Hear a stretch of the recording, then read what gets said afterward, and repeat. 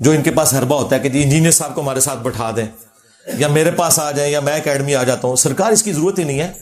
آپ اپنی کوئی نمائندہ شخصیت کی بات کریں. اس کی وجہ ہے کہ آپ کو تو اکثریت نہیں مان رہے. اکثریت تو پارٹی وہ ہے جو الیاس قادری پارٹی اور ڈاکٹر اشرف آصف جلالی پارٹی ہے, وہ تو آپ کو رافضی مانتے ہیں. تو آپ بریلویوں کے کہاں سے نمائندہ ہو گئے؟ سیدھی سی بات ہے, میجورٹی تو ان کے ساتھ ہے. آپ کو کس نے نمائندہ شخصیت بنا دیا؟ اور ان کی بھی بات ہم کریں گے, وہ بھی نمائندہ شخصیت نہیں ہے ڈاکٹر اشرف جلالی, کیونکہ دوسری پارٹی ان کے خلاف ہے. نمائندہ شخصیت ہے مفتی منیب الرحمان صاحب. ہاں, جب سعد رضوی صاحب کے دھرنے کے اوپر مشکل وقت آیا تھا تو اس وقت کے آرمی چیف نے مفتی منیب صاحب کو بلا کر ثالثی کروائی تھی. وہ ہے نمائندہ شخصیت. تو نکالو اپنے بڑوں کو, ہاں ہوا لگواؤ 14 اگست کے اوپر. ہاں یار, ہمارے پاکستانی قوم بھی اپنے صدر پاکستان کو ہوا لگواتی ہے. حالانکہ ڈیموکریٹک سسٹم میں صدر کے عہدے کی کوئی ضرورت ہی نہیں. یہ کروڑوں اربوں روپے کا نقصان پاکستانی نیشن کے اوپر انہوں نے تھوپا ہوا ہے. پرائم منسٹر ہے, بس صرف ایک اعزازی ہوتا ہے. تو اپنے بڑوں کو ہوا لگواؤ نا. دیکھو, جب ہمارے صحابہ کرام پر برا وقت آیا غزوہ حنین کے موقع پر, ایک تکبر والا جملہ صحابہ کی زبان سے نکل گیا. سورہ توبہ میں آیا, اپنی کثرت کے اوپر انہوں نے تعجب کیا. تو اللہ تعالیٰ کہتا ہے پھر بھاگنے کی جگہ نہیں ملی. جی ہم بدر میں 313 تھے, غالب آئے, آئے تو ہم ہزاروں میں ہیں.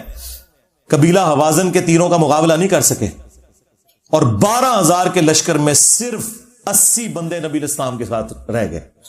اور نبی الاسلام اپنے خچر پہ اکیلے آگے بڑھے 80 لوگوں کو ساتھ لے کر, اور آپ کی مہار آپ کے چچا زاد ابو سفیان بن حارث نے, یہ مامو جی کے والد نہیں ہے, یہ نبی الاسلام کے چچا زاد ہے, ابو سفیان بن حارث.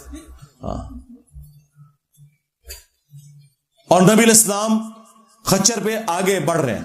انا النبی لا کذب انا ابن عبد المطلب, میں نبی ہوں اس میں کوئی شک نہیں, میں عبد المطلب کا بیٹا ہوں, اس میں کوئی شک نہیں.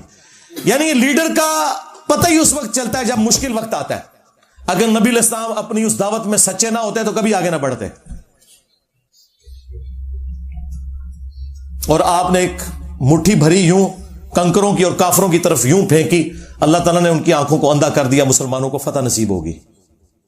تو سرکار آپ کے فرقوں کے اوپر برا وقت آیا ہے تو نکالو اپنے بڑے باہر. ہاں نکلے مفتی منیب صاحب, میں ہوں مفتی منیب, اس میں کوئی شک نہیں, میں ہوں مفتی اعظم پاکستان. انجینئر کدھر ہے, نکل آ. مفتی صاحب آئے, ان کو آنے کا ٹکٹ بھی دوں گا, اور اسلام آباد سے جیلم کی میں اسپیشل گاڑی ان کے لیے بھجواؤں گا, اور یہاں میں انہیں بٹھاؤں گا, خود سامنے بیٹھوں گا. ہاں آ کے بات کریں عقیدے کے اوپر. اور یہ مجھے شوق نہیں ہے, یہ کہتے ہیں نا جی بیٹھ بیٹھ, اور ہمارے اسٹوڈنٹ بھی ہمیں آئے دن جو ہے وہ تنگ کرتے ہیں. میں آپ لوگوں کی وجہ سے کہہ رہا ہوں, ورنہ مجھے کوئی ضرورت نہیں یار. جن لوگوں کی اپنی ویورشپ سینکڑوں اور ہزاروں میں ہے, ٹھیک ہے, میری تصویر لگائیں تو ہزاروں تک جاتی ہے, ان کے ساتھ مجھے بیٹھ کے کیا لینا ہے. آئے جو بندیوں کو شوق ہے مفتی تقی عثمانی صاحب کو نکالیں. میں ہوں مفتی تقی عثمانی, علماء دیوبند کا ہیڈ. انجینئر آ سامنے, یہاں بیٹھے, میں نیچے بیٹھوں گا. وہابی نکالے ساجد میر صاحب کو, شیعہ نے نکالنا ہے ساجد نقوی صاحب کو نکالیں. اور یہ مطلب میں ان کی کوئی توہین نہیں کر رہا, مجھے ان پر اعتماد ہے کہ ان کے ساتھ میں بات کروں گا تو مسئلہ حل ہوگا, کیونکہ نچلے تو اتنے زیادہ ہی ختم ہی نہیں ہوں گے. ایک سے بات کروں گا دوسرا کہ ان کو تو پتہ ہے ان کا یہ فیلڈ ہی نہیں تھی, اس لیے وہ انجینئر صاحب سے زیر ہو گئے. تو وڈا کڈو, ڈائریکٹ فائنل میچ کھیلیے.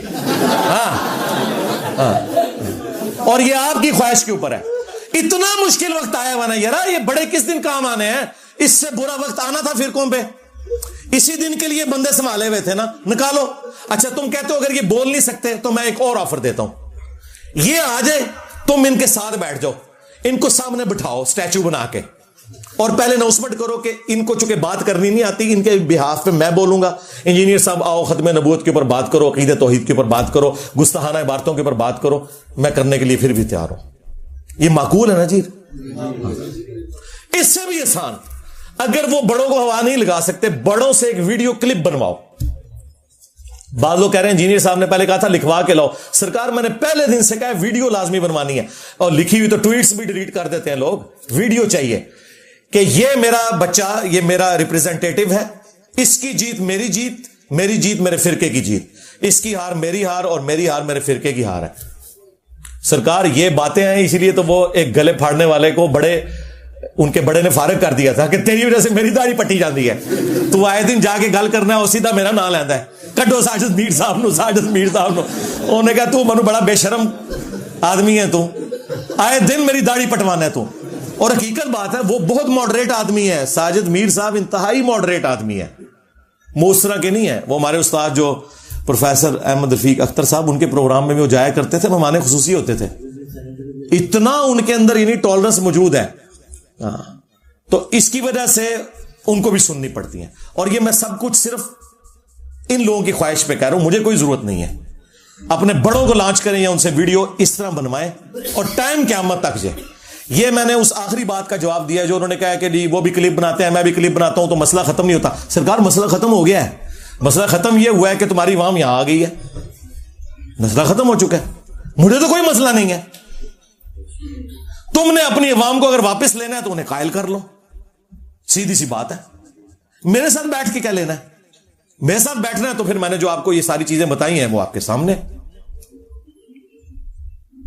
میرا خیال ہے مفتی صاحب کو اور ان کے کٹر فالوورز کو اس کے بعد انشاءاللہ آرام آ جائے گا. صلو علی محمد و آل محمد، اللہم صلی علی محمد وعلی آل محمد واصحاب محمد وازواج محمد وامت محمد اجمعین الی یوم الدین. آمین.